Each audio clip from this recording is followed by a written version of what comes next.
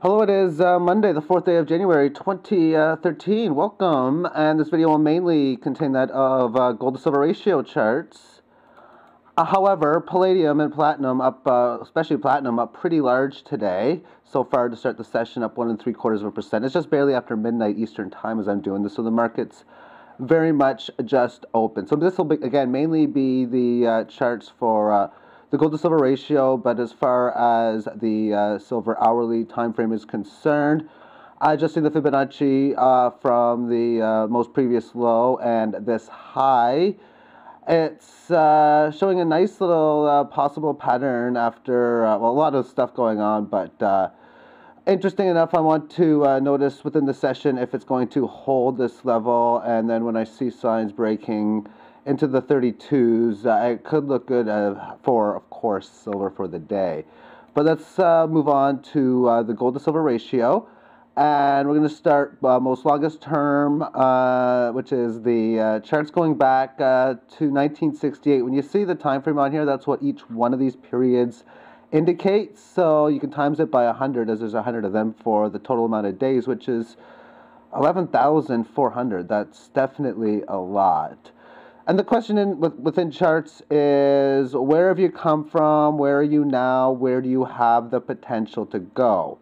Where you came from, you have to look at charts expanding them further. I can't do that, but we do realize that it was mainly a 16-to-1 ratio, that it stayed pretty much forever, for the most part, in and around that range. And then, of course, where are we now? Well, a breakout from that pattern, is it a real move or is it a fake move? I know tangibly, I don't like the odds that it's a real breakout.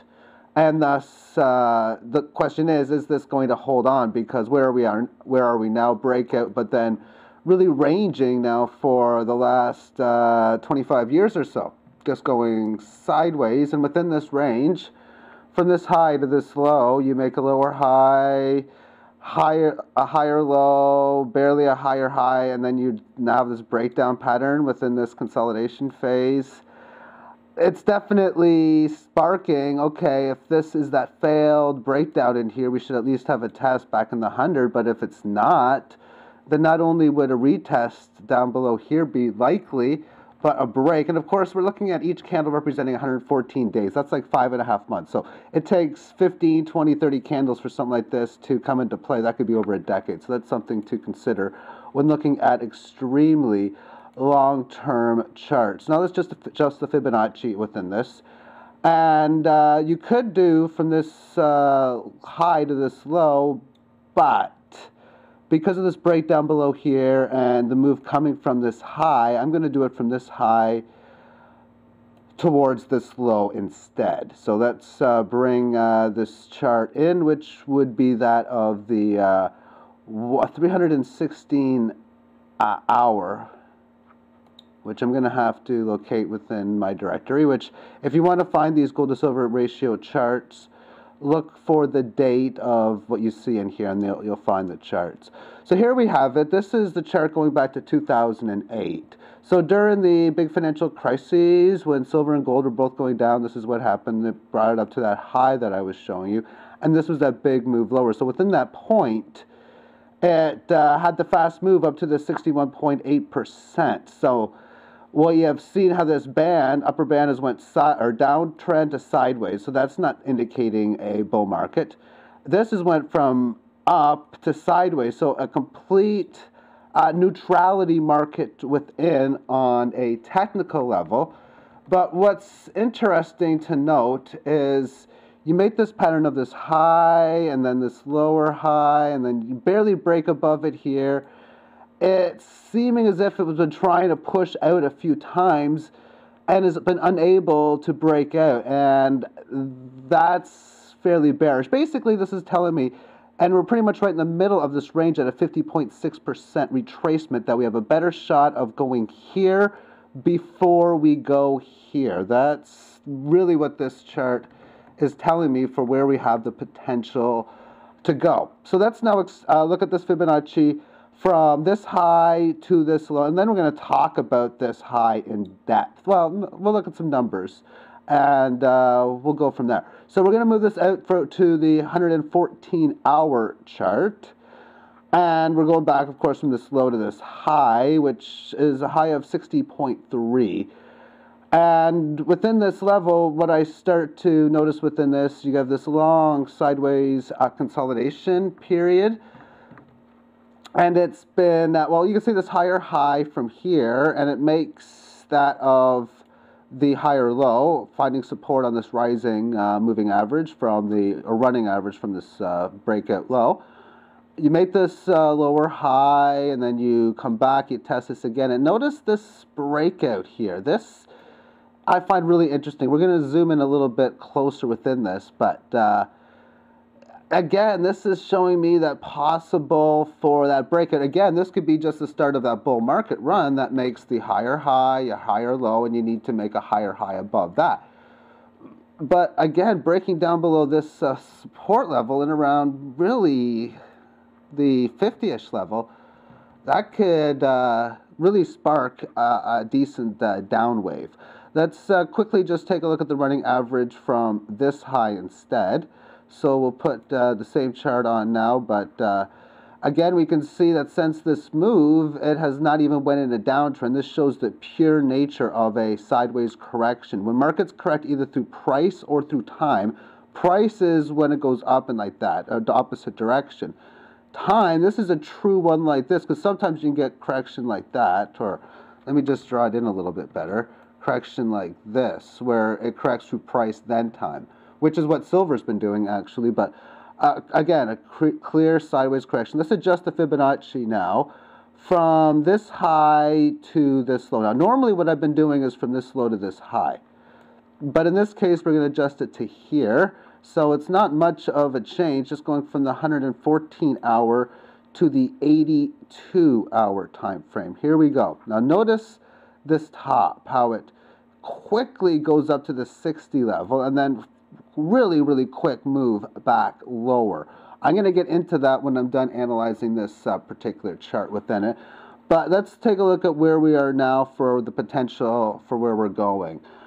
And we can see it clearly more, this failed breakout pattern. We can see within this top candle that it did have a support test back in here where it ended up coming to a nice resistance point, ultimately to sell off and break below this level, now finding resistance within it.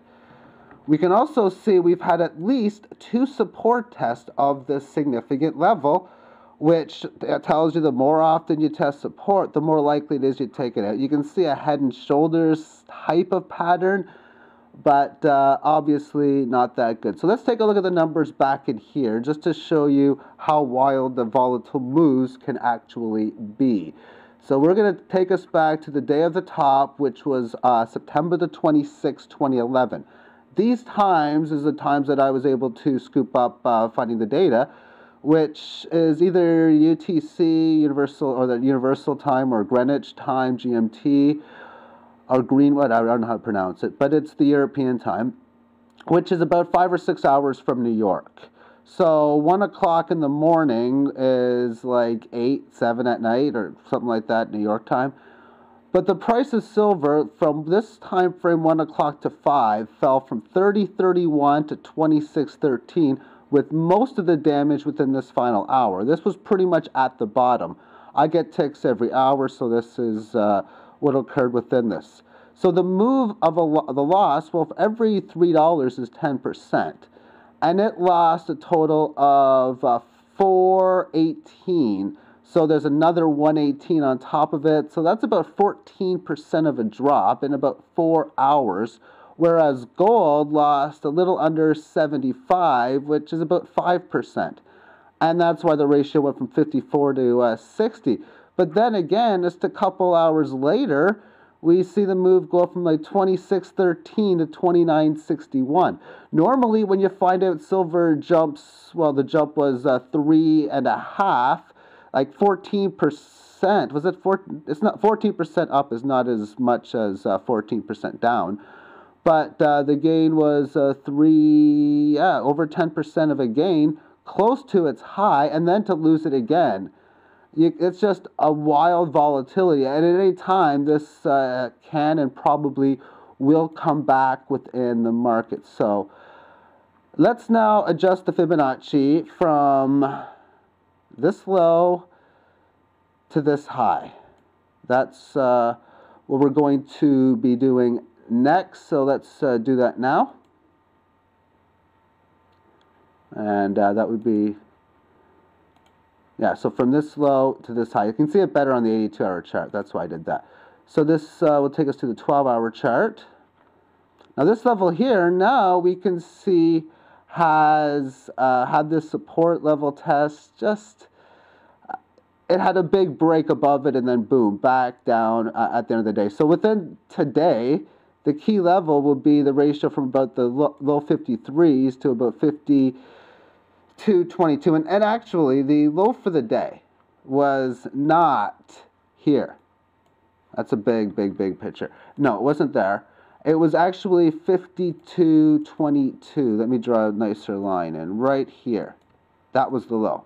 Now this low, it could have been a little bit lower, but I'm only able to get what the data is at the top of every hour. So just a key note, back at this key level, having a hard time holding this. To me, this indicator tells me red alert that this thing is ready to make a big move, more than likely down. And what I find interesting is this upper and lower band, how it's immediately, this has went up and this has went down, as it's like the opposite of an indecisive kind of tight pattern. It's still sort of indecisive, but it really indicates to me that the volatility is picked up, and this is oftentimes where follow-through moves can take place.